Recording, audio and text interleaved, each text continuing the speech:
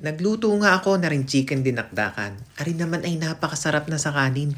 Ay digay mas lalo pa rin sasarap kung ikaw ay maglalabas ng isang malamig na beer. Ay digay, naaari rin aring pulutan.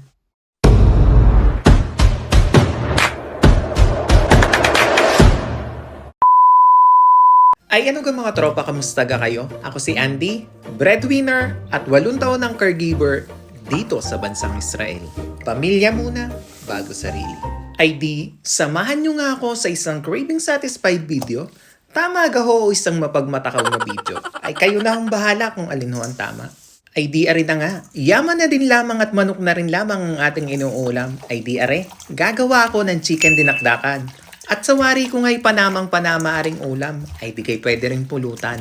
Mayroon nga ako dining 4 na hita ng manok, ari na may nilagyan ko na ng mga pampalasa. Nilagyan ko nga lamang are ng nor liquid seasoning, asin, paminta at saka konting magic sarap. At ibababad ko naman are ng 30 minuto hanggang 1 oras. Nang sa ganun ay manuot ang mga pampalasa na nilagay natin din sa ating hita ng manok.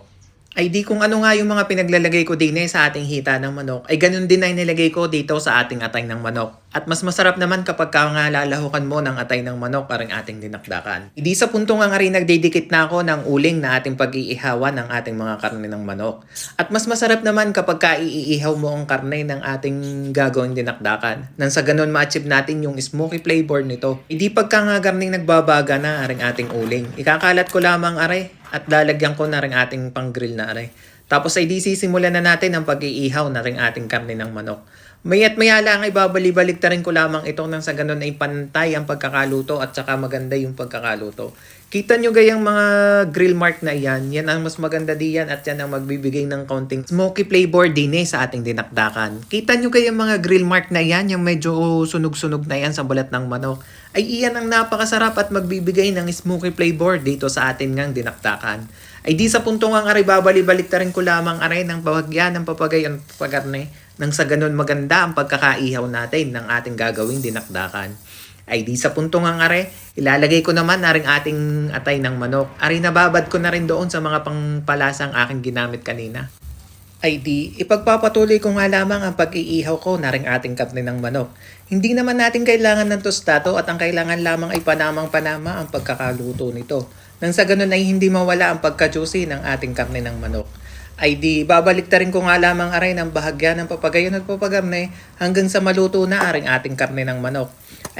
Sa punto nga ay panamang-panama na at sa wari ko naman ay tamang-tama na rin nga ang pagkakaihaw ko na rin ating karne ng manok.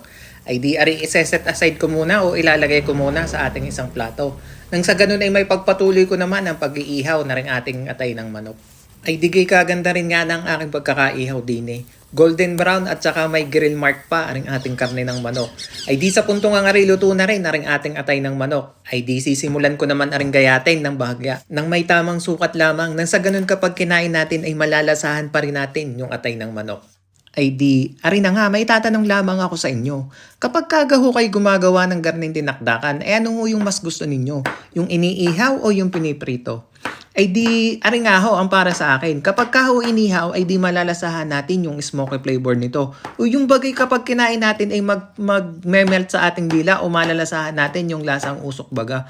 Yun ho ang pinaka masarap kapag mga garning dinakdakan. Tapos isasamahan mo pa ng malamig na beer. Di kay panamang-panama.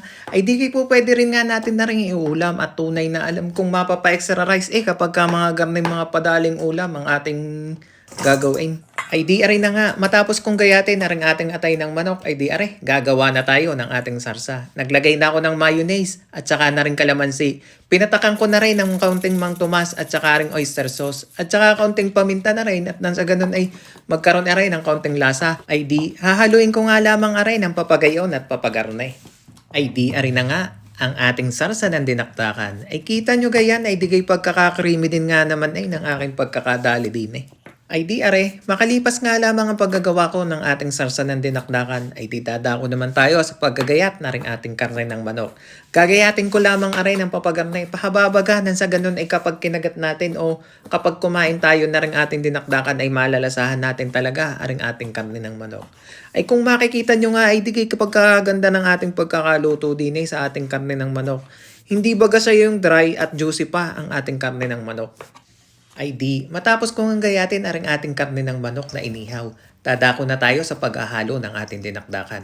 Naglagay lamang ako din ng aking ginayat na sibuyas at saka aring luya. Nilagyan ko na rin nga arin ng siling panigang at saka aring siling labuyo at arin naman ang magbibigay din ng kaunting sipa o anghang dito sa ating dinakdakan.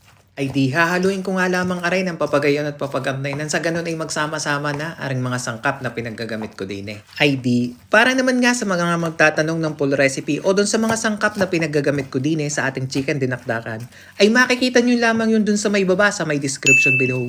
Bisitahin nyo na lamang yun doon at makikita nyo na ang full recipe at mga sangkap na pinaggagamit ko din sa ating chicken dinakdakan. Ay di, matapos ngang haluin ko aray ng mabuti at mapaghalo-halo ko na nga aring mga sangkap na pinaglalagay ko din ay di titimusan ko lamang arin ng kaunti nang sa ganun ma-adjust ko ang lasa nito o mapagtama ko na ang lasa ng ating chicken dinakdakan. Nagdagdag lamang nga ako na ring Knorr liquid seasoning at sawari ko naman ay panamang-panama na aray hahaluin ko lamang arin ng kaunti ng papagayon at papagarne at ready to serve na ang ating chicken dinakdakan.